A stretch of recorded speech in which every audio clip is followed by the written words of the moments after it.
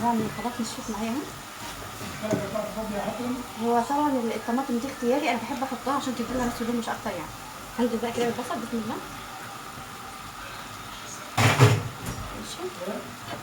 واخيرا بقى الايه الحاجات الجميله اللي هي الفلفل الملون ده برده اختياري. فلفل اخضر بسم الله الرحمن الرحيم. معاكي بقى ايه ليمونتين كده مقطعهم شرايح وشايله منهم الجلد. ده اهم شيء عشان ايه ما يتكيش مره يعني ان شاء الله. خلاص. اخر بقى حاجه هنعملها هي ايه بسم الله الرحمن الرحيم.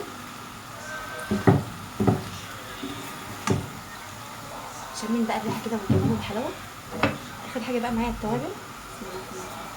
طبعا انت يا رشا ما تحطهاش في الاول ليه؟ لو حطيتها في الاول بصراحه بتبقى مش كويسه يعني. فانا يعني ايه بخليها في اخر حاجه. تمام.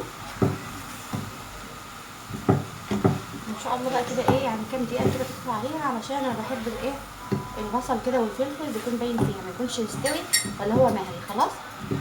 عشان الاكل معاك يكون مظبوط لازم ايه تتبع الخطوات دي. خلاص.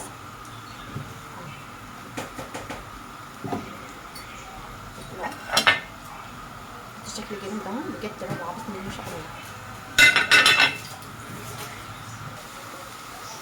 شايفين بقى كمان الحلاوه. يا ترى بقى الريحه وصلت عندكم ولا ايه؟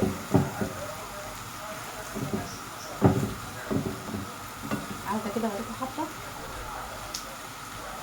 شايفين الحلاوه كمان. يلا نشوف.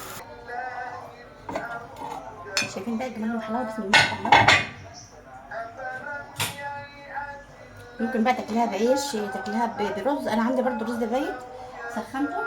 فان شاء الله بقى اللي عاوز ياكل كده ماشي واللي عاوز ياكل كده ماشي. ايه رايكم؟ الله روعه بجد. يلا انت كمان اعملي يا في امان الله. مع فيديو جديد ان شاء الله.